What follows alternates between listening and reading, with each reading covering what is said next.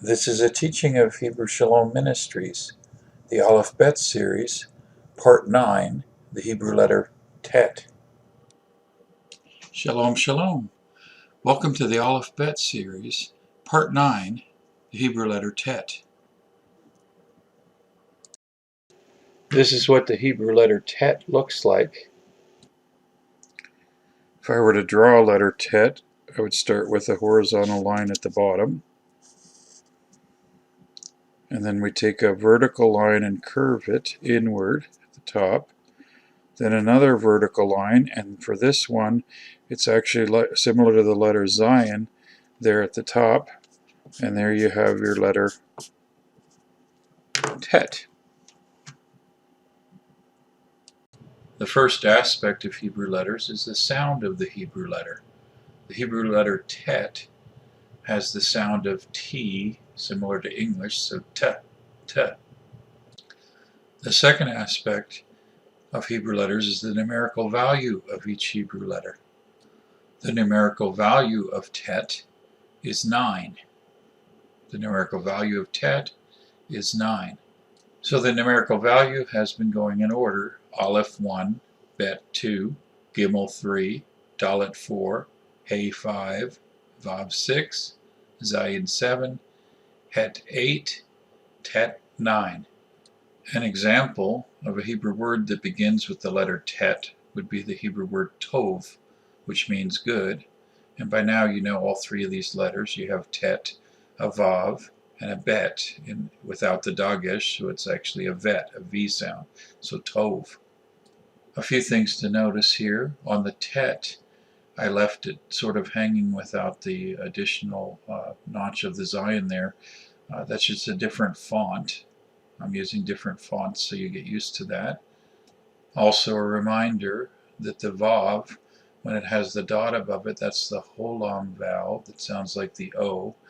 The Vav becomes silent, becomes a vowel carrier, and the last letter there, the Bet, becomes a Vet when it doesn't have the dot on the inside of it with the V sound, so that's where you get your word Tov from.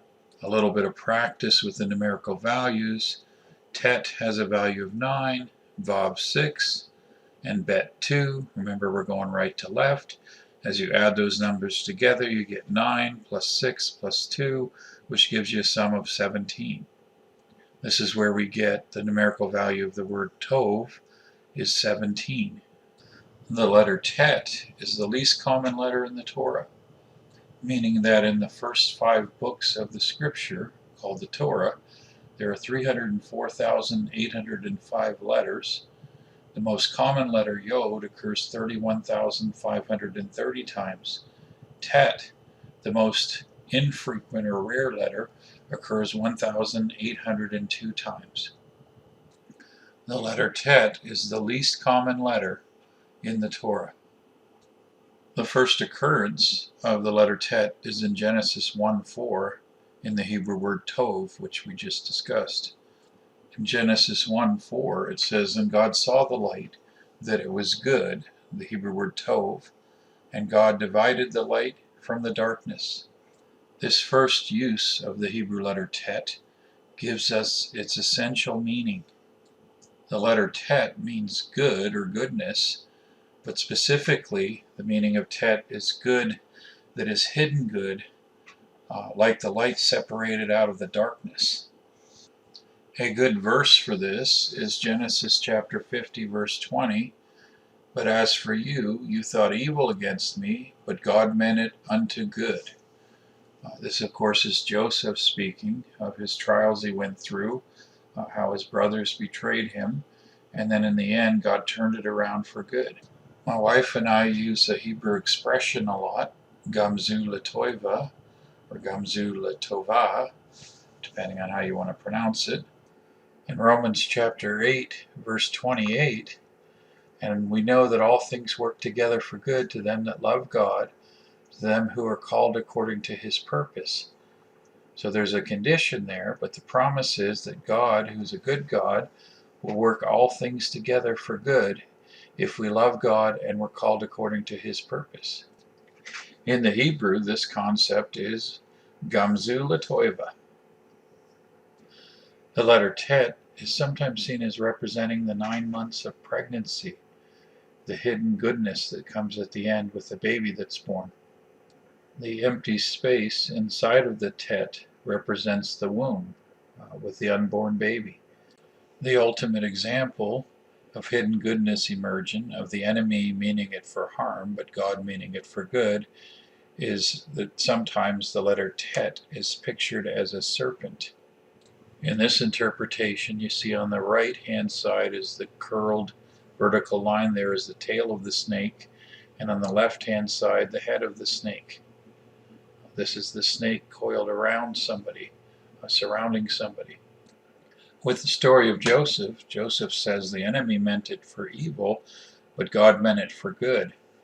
The ultimate expression of this is the serpent in the garden, the fall of Adam and Eve into sin, the fall of mankind, and the ultimate redemption, the separating of the light from the darkness, just like in Genesis 1:4, where God brings forth the good. In the Paleo Hebrew, this is what the picture of the letter tet looks like. It's a basket. It's also interpreted as surrounded, or perhaps a snake inside the basket. The letter tet is seen as having a duality, meaning two different meanings, but the primary meaning is good or goodness. And for those of us who love God, it's definitely the goodness will come out in the end.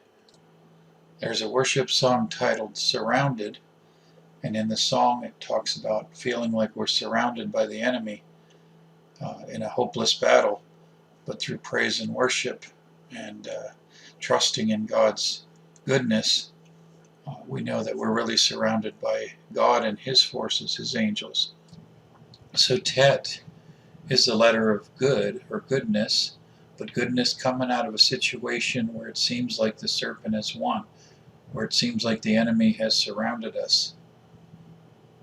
Another aspect of tet is that it represents the completion of a cycle. Because we have a 10-based number system, the number 9 is the completion of a cycle, as in you have a decade, as we just had, and you have 5779 is the last year of the cycle of that decade, followed by 5780, the start of a new decade.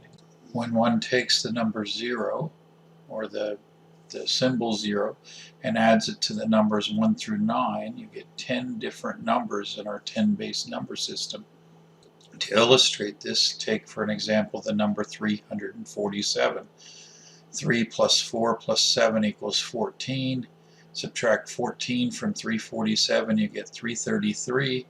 Add the digits 3 plus 3 plus 3, and that equals 9. This works for any number 10 and above.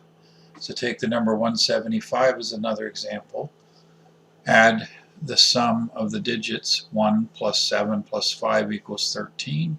Subtract that sum from the number, so 175 minus 13 gives you 162. Now add the digits of that result, 1 plus 6 plus 2 equals 9.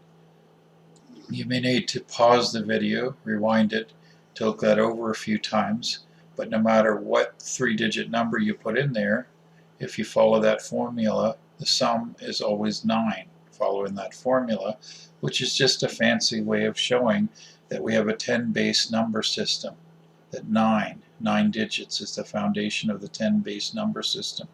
Because of this, 9 being the completion of a cycle, the 10th generation is important in Scripture.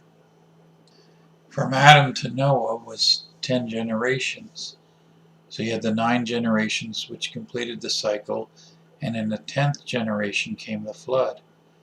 And then Noah's son Shem was 10 generations to Abram. So you had the 9th generation, Abram's father Terah, and the 10th generation was Abram. In Galatians chapter 5, there are 9 fruits of the Spirit. So this completes part 9 of the Alef Bet series, the letter Tet. Shalom, shalom, and lehitraot. And remember, Gamzu Letoiva, all things are working together for good. Place your faith in God. This has been a teaching of Hebrew Shalom Ministries. Shalom, shalom.